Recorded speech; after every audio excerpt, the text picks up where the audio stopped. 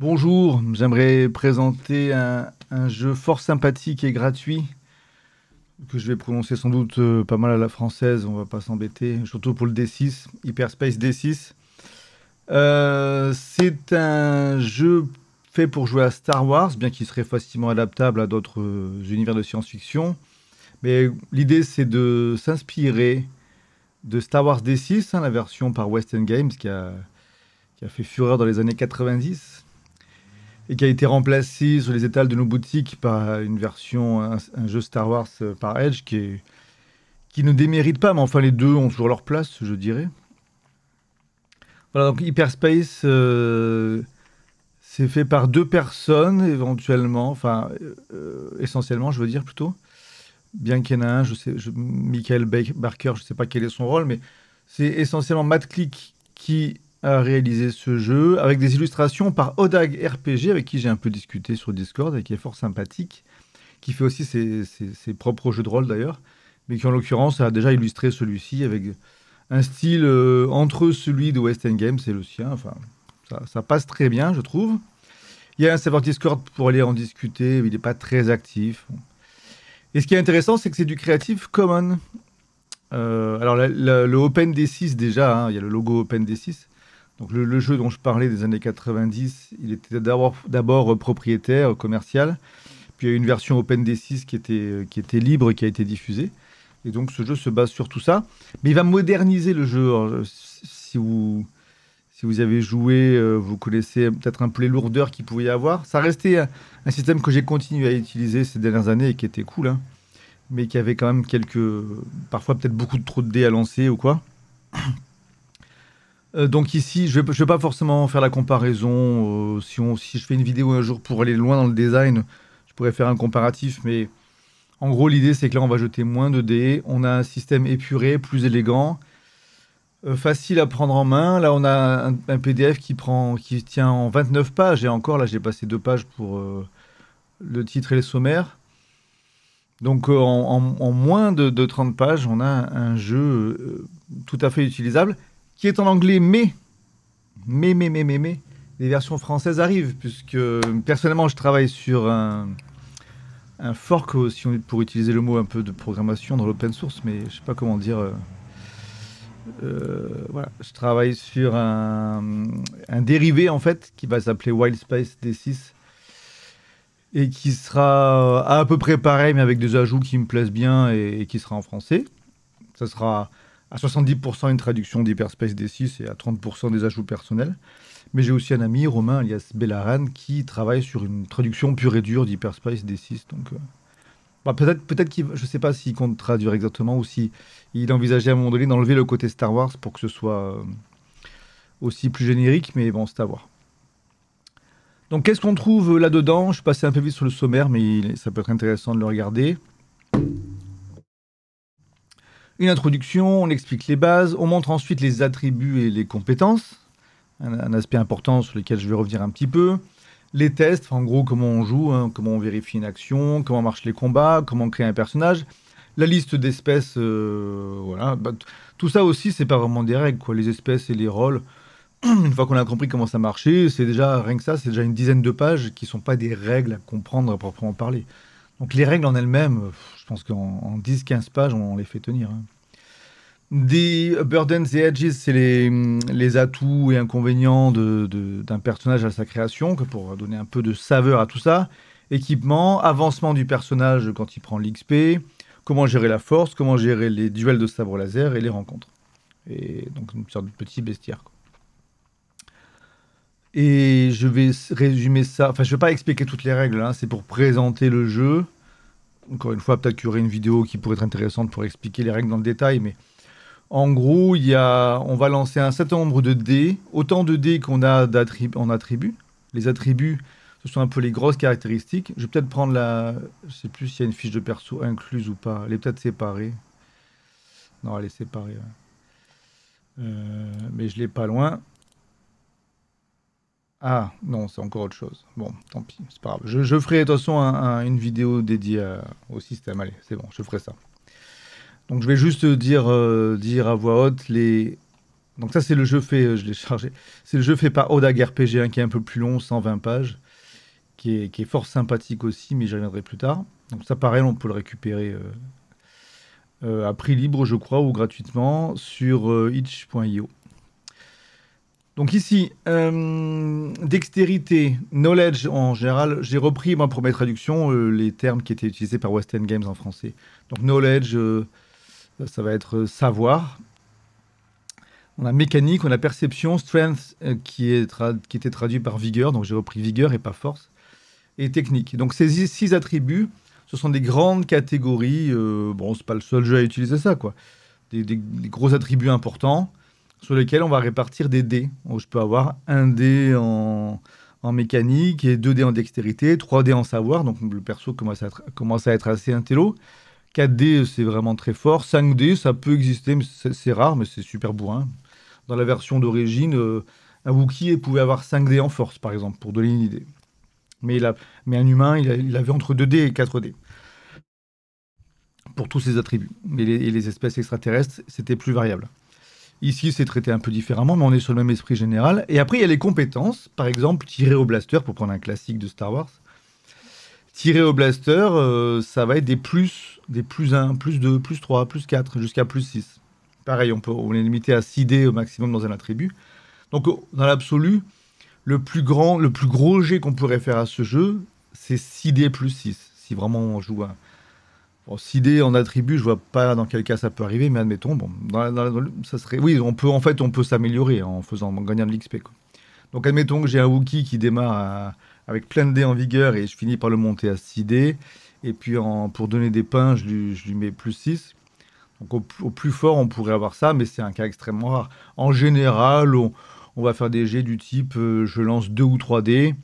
Et si j'ai pas la compétence, ben voilà, je lance juste ces dés et puis on voit le résultat que ça fait. Il faut atteindre un certain seuil pour réussir une action. Et si c'est une compétence que j'ai, ben, je vais rajouter plus 1 ou plus 2. Et à ça, je ne vais pas rentrer trop dans les détails, mais dans les dés, parmi les dés qu'on lance, il y a ce qu'on appelle le dé libre, hein, ici, je ne sais plus comment il s'appelait en anglais l'original, mais ici c'est le dé de la destinée. Et donc ce dé, bah, il explose par exemple, quoi. Si je fais un 6 sur ce dé, je peux le relancer et le relancer encore plus de fois si je fais à nouveau 6. Ce qui fait qu'un personnage, même pas très bon, dans certains cas, il peut réussir des actions super héroïques. Et en gros, dans un tour, on peut faire plusieurs actions. Si je fais une seule action, j'ai tous mes dés normaux. Si je fais 2 actions, toutes mes actions ont moins un dé, etc. Si je fais 3 actions, j'ai moins 2 dés à tout ce que je fais, et voilà. Ensuite, on a des points de force qui vont être très puissants, mais utilisés rarement, et doubler nos dés et tout ça. Enfin, dans la version d'origine, c'était ça, le point de force. Là, j'ai un petit doute. Et les points d'upgrade, les points d'amélioration, qu'on pourrait appeler points d'expérience, qui servent à la fois, fais attention, ça sert à la fois à augmenter le résultat d'un jet, si vraiment on est limite, ou à faire évoluer le personnage. Donc, en pleine partie, il y a toujours ce petit truc à gérer, quoi. C'est une réserve de boost, mais aussi d'XP. Donc, faut pas tous les cramer, sinon on n'évolue pas. Donc ici, on retrouve les différents attributs avec les compétences qui sont dessous. Par exemple, en dextérité, agilité, blaster, mêlée, voler ou lancer. Là, il y a plus que 5 compétences par attribut. Il y en avait beaucoup plus. Enfin, il y en avait plus en tout cas dans le jeu d'origine. Moi, j'en ai remis un peu plus. J'en ai remis 6. Parce que je trouvais que c'était un peu limite là. Parce que ce jeu, on l'a testé avec l'ami Romain. Où il nous a mené la campagne Darkstrider. C'était cool, on a vraiment apprécié le système. C'était bien, mais on a repéré quelques petits défauts. Il y a des défauts sur lesquels on était tous d'accord et certains sur lesquels moi, j'ai développé mon avis en relisant les règles et tout, quoi. Et entre autres, voilà, je préfère remettre un peu plus de compétences, mais là, le jeu reste quand même très fonctionnel et très sympa. Les niveaux de difficulté, bah, voilà, par exemple, c'est à la discrétion du MJ, bien sûr, mais on peut considérer que quelque chose qui est de difficulté modérée, bah, ça sera un seuil entre 10 et 15. Voilà, difficile, c'est à partir de 16. Enfin là, le tableau n'est pas très clair parce qu'on a 15 deux fois, 10 deux fois, mais c'est à peu près ça l'idée. Je vais passer sur les jets opposés, tout ça. Même sur les combats, c'est pas extrêmement novateur là-dessus, hein. Ce qui est intéressant, c'est qu'on va avoir cette fiche de personnage basique, très flexible. Il n'y a pas de... Enfin, comment dire? Ça peut être compliqué dans certains jeux, comme justement la version de Edge, de créer une nouvelle classe de perso, etc. Il y a une richesse hein, dans les arbres de compétences. Je nie pas les intérêts du jeu, mais ici, l'avantage, c'est que c'est très basique, très simple, et donc c'est très flexible. Donc en tant que joueur, joueuse ou MJ, on peut facilement rajouter une nouvelle espèce si elle manque, ou une nouvelle profession. Ça se fait en quelques minutes, quoi.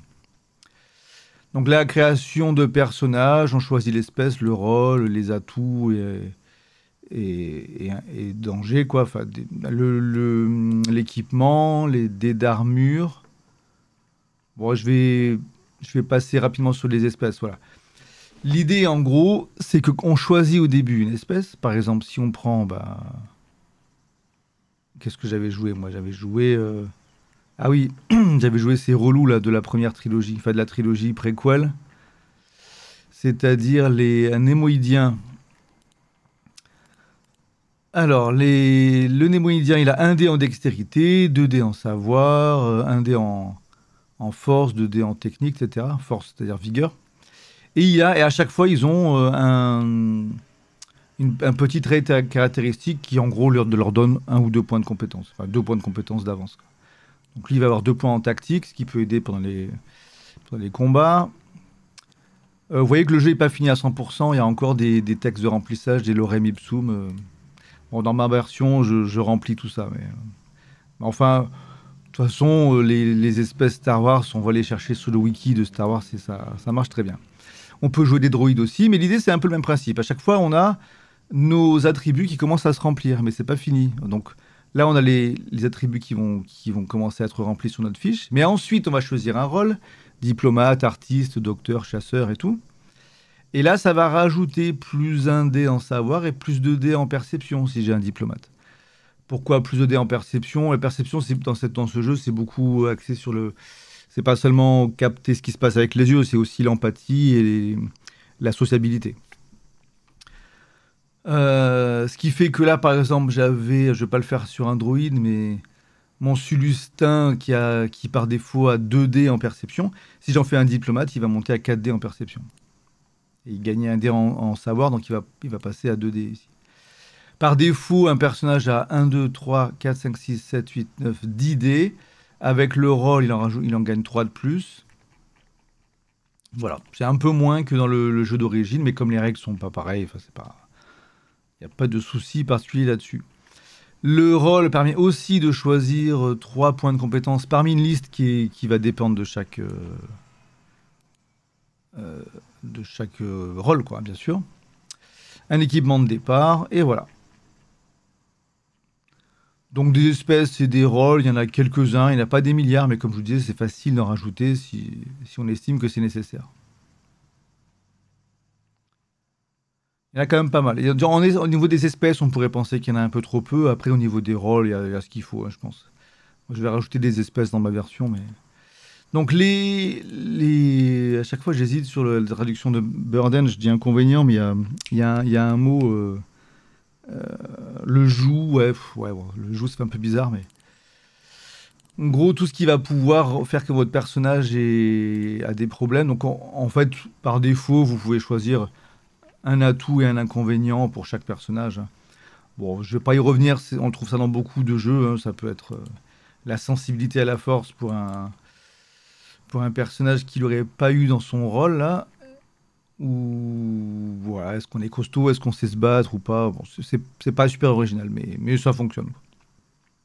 On arrive à l'équipement, les armes ont différents types de caractéristiques. Là encore, c'est quelque chose qui se voit beaucoup, mais on essaie de rester assez simple. Il y en a quand même quelques-uns, hein, mais aucune règle n'est vraiment compliquée.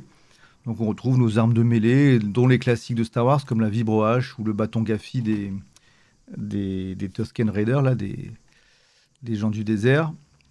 Différents blasters, explosifs, armures, etc. Bon, Battle Armor plus 6D, c'est costaud, hein. On a différents outils, des medpacks, etc., etc. Je passe rapidement là-dessus. Et ensuite, on a l'avancement. Bon, pareil, c'est pas très intéressant à détailler. Bon, ceci dit, on le voit ici, hein. Si j'ai, ou ah, bah, vu que c'est rapide, autant le faire rapidement. Si j'ai plus 2 en blaster et que je veux monter de plus 1, donc monter à plus 3 en blaster, je prends en compte le nouveau PIB total, c'est-à-dire que ce que je vise, hein, je vise plus 3 en blaster, ok. Bah, je multiplie ça par 3, c'est-à-dire 9. Ça va me coûter 9 points d'XP de passer de 2 à 3. Voilà. Donc, après, à chaque tablé de faire à sa manière, hein. Là, ce qui est suggéré, c'est de donner 3 à 5 points d'amélioration par session. Moi, personnellement, en tant que MJ, je pense que j'en donnerais un peu plus, mais après, ça dépend de la taille de la campagne. Plus on fait une campagne longue, plus on peut avoir intérêt à donner peu pour que ça, bon, pour pas avoir des gros bills au bout de quelques temps. Sur une campagne courte, si on est trop chiche, on verra pas assez d'évolution des personnages. Il y a même des règles pour améliorer des objets fétiches. Si un personnage a tout le temps un objet avec lui, il peut utiliser des points d'XP pour améliorer l'objet plutôt que son personnage directement. La force, bon, dans l'ancien système, il y avait plein de dés, plein d'attributs. Il y avait altération, sens et contrôle. Bon, là, il y a un seul dé pour la force. Et les trois, là, donc altération qui permettait par exemple de faire la télékinésie, enfin changer le monde. Contrôle pour avoir un bon contrôle de soi et sens pour avoir une bonne perception. Tout ça, c'est devenu des compétences sous l'attribut force, qui est un attribut comme les autres. Et il y a une règle pour les duels au sabre laser qui va pas utiliser les règles classiques qui pourraient être un peu pénibles, mais qui va faire il y a un système, je sais pas si on peut dire d'enchère, mais en tout cas d'accumulation de dés sur plusieurs phases de jeu. Je vais pas trop rentrer dans le détail, mais juste donner comme info intéressante que dans notre campagne, on avait utilisé ça de manière, en fait, on n'avait pas de Jedi dans notre équipe, mais notre MJ, et ce n'est pas une mauvaise idée, avait utilisé ça pour gérer des tas de choses. Que c'est une façon de faire qui marche par acte, entre guillemets, quoi. On va faire trois actes, par exemple, où on va décrire une scène, faire des dés. C'est beaucoup abstrait, en fait. Ça a été... bon, il y a un côté plus abstrait que les combats classiques pour ça. Et en fait, on s'en est utilisé pour lancer des opérations. Si on voulait faire un sabotage ou quoi, bon, on le faisait avec ces règles-là, des duels au sabre. Ça peut, ça peut permettre de gagner du temps sur des trucs qui seraient autrement un peu laborieux, quoi. Et vous voyez d'ailleurs les règles, tiennent en une page, hein. C'est juste des poules de dés qui vont s'accumuler, quoi. Le petit bestiaire, bah, ma foi, hein, on a les Stormtroopers, etc., des vaisseaux aussi. Il est très, très chiche, hein, il n'y a quasiment rien, donc ça, je pense qu'on peut considérer que c'est un work in progress. Après, l'auteur n'a plus amélioré, enfin n'a plus retravaillé sur le jeu depuis mai 2022, je ne sais pas s'il y reviendra. Sur nos versions à nous, françaises, hein, les deux versions qui arrivent, personnellement, je vais enrichir ça, c'est sûr. Pour Bellaran, je ne sais pas à quel point il va compléter. Mais en tout cas, voilà. Je vous assure qu'il y aura un peu plus de partout au niveau des espèces. J'en ai récolté une centaine là dans les différentes wikis et tout. Je ne vais pas toutes les mettre dans le livre de base, hein. Après, je ferai un livre séparé pour ajouter plus d'espèces. Mais plus d'espèces, plus de rôles peut-être, et surtout plus d'éléments pour le bestiaire, ça me semble fort utile. Donc la version que je ferai fera pas 29 pages, ça sera plus intimidant, mais les règles seront aussi simples, hein. C'est des petits plus qui vont prendre de l'espace. Ceci étant dit, j'ai pas de date à donner pour ma traduction ni celle du copain Romain. Donc si l'anglais ne vous dérange pas et si vous avez envie de tester un jeu de rôle Star Wars gratuit et qui fonctionne bien, hein, déjà en l'état, bah allez-y, récupérez Hyperspace D6. Vous pouvez le trouver sur le Discord qui est là. Ou après, si vous tapez dans un moteur de recherche ce nom-là, vous allez tomber dessus. Vous allez peut-être passer par 2-3 liens. Le chemin est un peu bizarre, mais vous trouverez ça donc par Matt Click, Odag RPG et Michael Barker. Ça m'intéresse d'en discuter, en tout cas, savoir si d'autres personnes sont tentées ou si vous avez des questions ou si vous avez déjà essayé et que vous avez des retours. Tout ça m'intéresse, vu que j'en crée une version. S'il y a des choses qui ne fonctionnent pas, autant les corriger. Bah voilà, à plus tard pour rediscuter Star Wars et autres JDR.